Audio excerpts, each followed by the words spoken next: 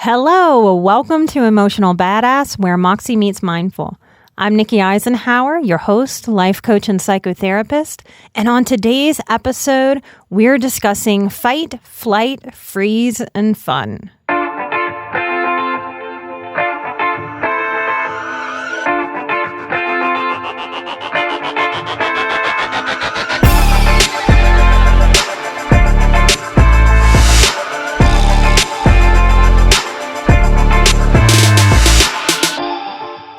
I'm going to share a story today about myself, and I hope by sharing that you can laugh at me and with me and find the humor in my experience to help you lighten the load of your own experience.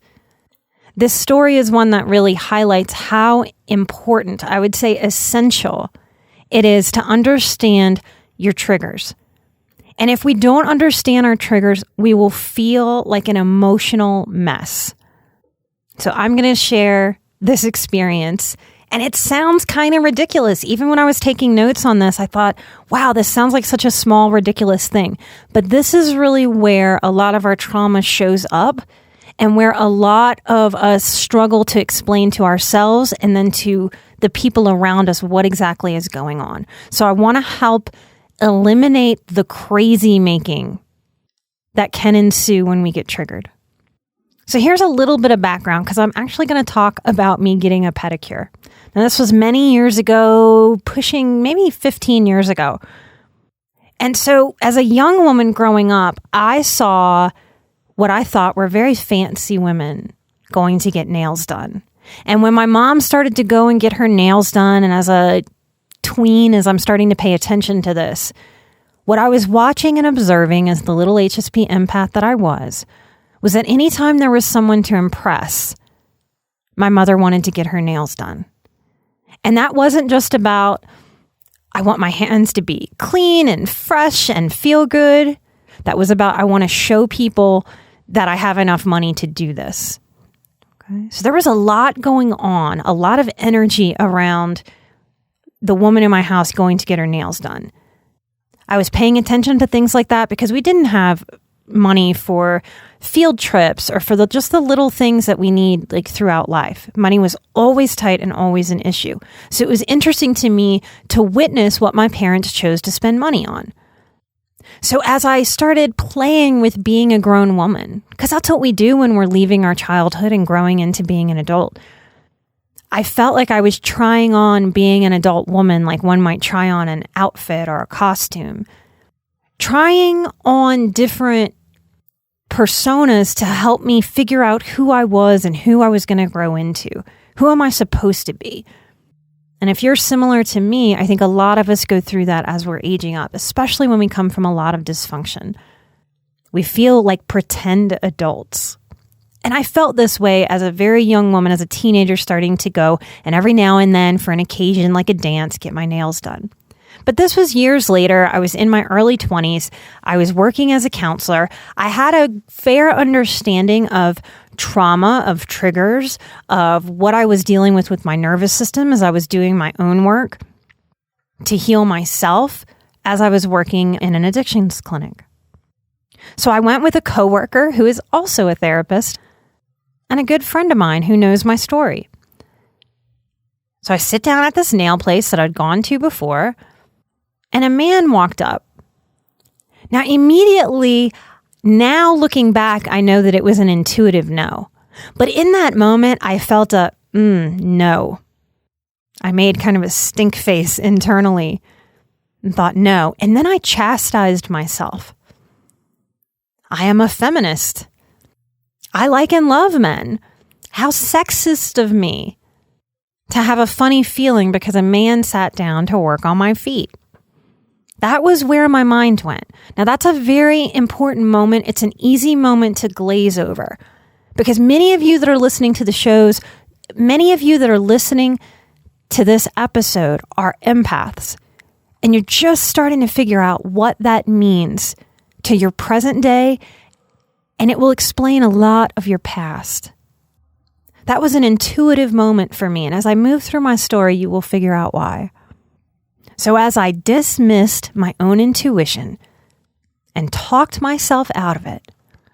He proceeded to give me a pedicure, and my girlfriend was next to me, and her pedicure finished quite quickly. Her person was maybe a little more skilled, had a little more experience, and moved through her pedicure more quickly. So she went outside. She left me there, which was totally fine. And she went outside to take a phone call.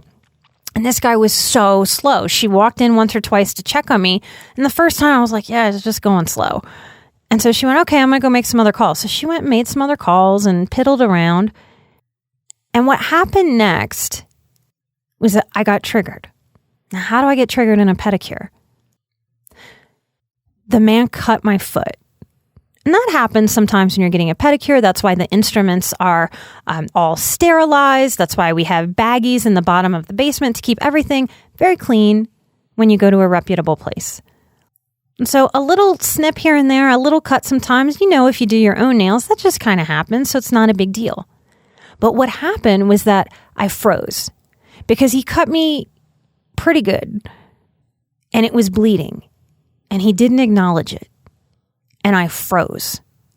And in the moment, I didn't understand why I froze. He went on to cut a second toe and a third toe. Blood was dripping off of my foot, off of multiple toes. I could not speak. I froze. Fight, flight, or freeze. Because of the work that I do, even way back then, my training, my education, I knew I'm triggered. I couldn't quite understand right there in the moment because my brain was cloudy being triggered. What was triggering me? What I figured out later was I was triggered because he didn't acknowledge it. And that was the story psychologically of my childhood. Hurts happening to me with other people basically seeing it and no one acknowledging what was going on. As he finished up, my body was shaking. He still did not acknowledge it. My girlfriend came back in and looked at me and saw that I looked like a wild animal in the face. And then she glanced down at my foot and saw blood dripping and she went, my God, what's going on? When she acknowledged it, just in that way, something's going on. My freeze flipped a switch and I was no longer frozen. And I went from frozen to flooded and I sobbed. If you have childhood trauma from early in your life, you may be familiar with the type of sob that I experienced this day. It's different than a grown-up sob. It's different than I'm sad or I'm in pain. It comes from the depths, the pit of my soul, the depth of my body, my core. And it sobs out in a way that doesn't meet the age and the maturity in the present moment. It sounded and felt like a little kid. If you have experience around small children, there is this lip quivering, sort of quaking cry that they do. It's so deep and it's so pure. And that's what came out of me. Now, had I not been with a therapist friend that knew my story and understood, it makes a lot of sense. Can you imagine not knowing me and just witnessing this? How easy it is for ourselves and for the people around us, even if they love us and are supportive and are not toxic and are not narcissistic and are not sociopathic, are not pathologically selfish in any way. How easy it is to not understand what's going on. Now, my friend took my credit card, paid for it, and kind of rushed and got me out of the store. Now, once we got into the car, my feelings go kind of like a roller coaster. And I go from sobbing, which is its own release. That is a good thing. Please do not ever feel like that is something wrong that you've done or something that you're supposed to tuck in or smush or suppress. My body needed to release that. And as I got in the car with her, she said, Jesus, he cut your foot and just wouldn't even say anything? More validation about how crazy it is to not have a hurt validated. To not have someone say, I'm sorry, I just hurt you. My bad. As my feelings went on their roller coaster of release, because I felt supported by her, because I was in the safety of the car. We weren't driving off yet. My crying, all my tears down my face shifted into laughter. And we laughed. Then I was laugh crying and she laughed with me. And then we were able to talk it through, and I was able to explain from that moment, I got triggered because he wouldn't acknowledge it. And she said, yeah, that's really crazy. He really hacked up your foot and just kept hacking up your foot and kept hacking up your foot without saying anything. That's crazy. Why didn't you say anything? And I said, I couldn't make my brain make my face say something. I couldn't make my foot move to jerk away. I froze. Had I not been able to understand that trigger, had that happened a few years earlier in my development, I would have sat with myself in a depressive corner and said, what is wrong? I need to grow up, stop being a crybaby. I must be crazy. That is ridiculous to cry because someone nicked your foot and to sob like that in public. What is wrong with you? You are too sensitive. Stop being stupid. And I'd have been crueler to myself than I want to put into this microphone right now. That's an important part for me to name. That is a very big leap from the trigger being having to hold the secrets of abuse and neglect to getting a pedicure and someone cutting your foot.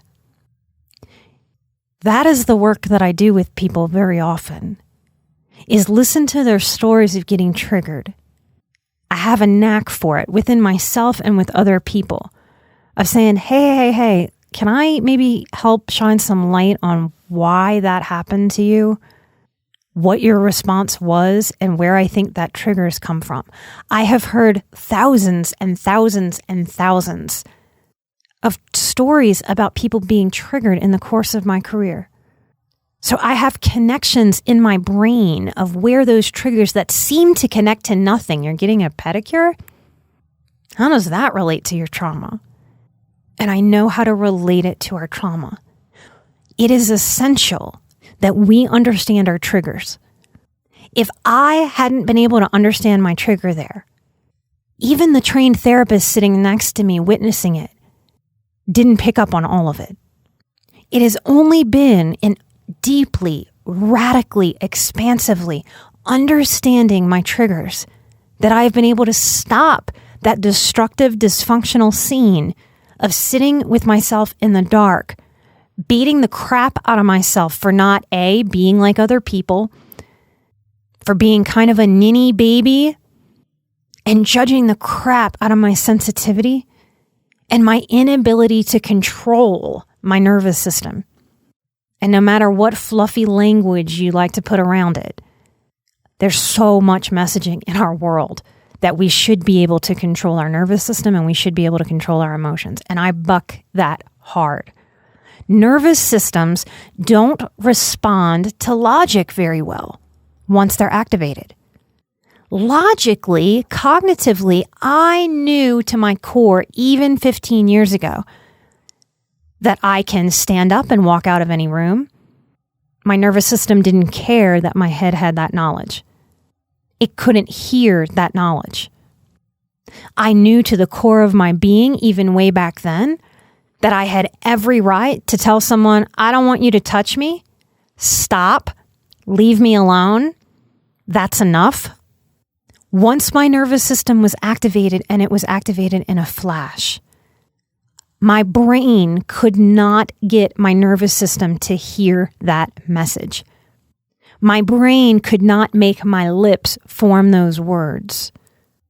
This is why we cannot do our healing just by gathering information. We have to be able to connect the dots and find some new ways of being. Those new ways of being are gratitude for the process. And by gratitude for the process, I mean trusting that shit becomes fertilizer. It is so important to me that I model for you who's listening that all shit becomes fertilizer. That was a shitty moment for me to experience. but in understanding myself better, that has become fertilizer to help me grow, to help release that trigger. I still get pedicures, believe it or not. It was very important to me that I go back 2 weeks after that and hurry up, even though money was super tight for me at the time and a pedicure was a super luxury. But I knew, kind of like those people who are bitten by sharks but love surfing and they get right back in the water and the rest of us go, oh my goodness, what are you doing? There's this way that we have to get back up on the horse. There's another cliche. Today, because I have pushed through, if someone nicks my foot, I can say, ow. And the cool part about people is that most people will acknowledge. So as my feet have been nicked in pedicures since, it's been very easy for someone to look up at me and go, oh, I'm sorry. Did that hurt? Yes, it did hurt, but I'm okay. And because I was able to move through that, that doesn't trigger me anymore. When you figure out your specific triggers, what it means to connect them, that is a special sort of release button that allows a highly sensitive person and a trauma survivor to tap into radical acceptance of who they are, radical understanding of how this nervous system in our bodies works and how to work with it instead of how to fight it and shame it. My nervous system was exactly right in that moment. It was saying, hey, someone is hurting you. And when they don't acknowledge hurt, that has been historically dangerous. Warning, warning, warning, warning. That was not my nervous system trying to glue me to the chair so that I experienced being hurt. We have to get very clear on our stories. Those stories feed us, and we need to get our stories tight towards the healing path so we can walk it.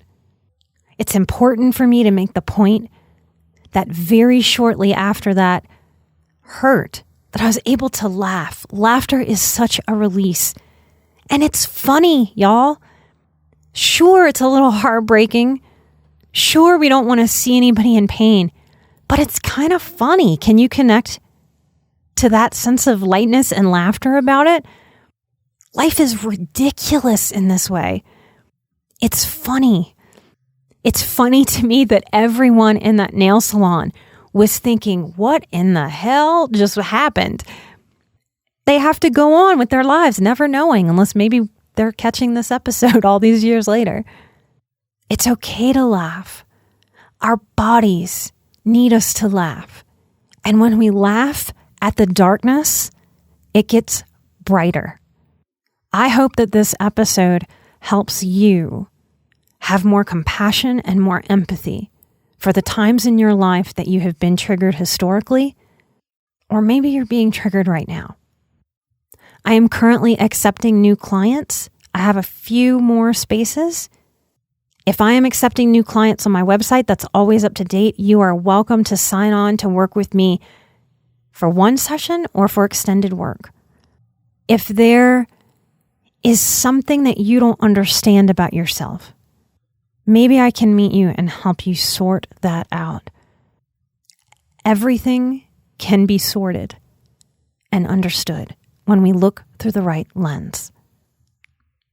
I hope this story helped you connect something that you needed about yourself. I hope there was something today that helps you move forward on the healing path. One of the most impactful ways that you can help us spread emotional badass and help more highly sensitive people find the show and connect and learn about themselves in this deep way that we do here is by getting on iTunes and giving us a 5-star review. I want to thank those of you who have spent the time and energy and effort to get on and write a review about what the show means to you. I want to thank College Kid with BPD. It says, my go-to cheer-up guide. I'm glad the show is motivating you to get to your college classes. Keep up your good work. Do not give up. Stay with yourself. You have important things to do in the world. Thank you for supporting me, supporting you. I want to thank Urban QT 81 This person said that life is coming at me so fast and this podcast is like a handhold. Any of you who are struggling with feeling alone with your sensitive self, come look at the reviews that people have written. I can say it, but it might be more impactful for you to go and look at it and recognize the heartfelt messages that have been written that prove, not because I'm saying it, but because you can go look at it, that you are not alone in how you feel and how you process the world. I want to thank Angie from Portland. She says, I finally understand. After years of self-diagnosis and no real guide into what's going on, I finally helped her understand what she's feeling and find words for it. I want to thank Melissa Reiling, who wrote a review thanking me for doing the show and for saying she's spreading it around. Y'all are truly my marketing team. We could not get out there into the world without y'all spreading the show. Y'all are spreading it everywhere, on Instagram, on the web, on Facebook. Thank you, thank you, thank you for sharing it with each other. We read every review and we stay on top of the comments. That's why I've got this team. We are working very hard to keep releasing the show every single Monday. Thank y'all for those 5-star reviews and for those written comments that really help people find the show. I want to send light and love, and I want to remind you and me that I'm an emotional badass, you're an emotional badass, and together we are where Moxie meets mindful. Take care, and I'll see you next time. Bye-bye.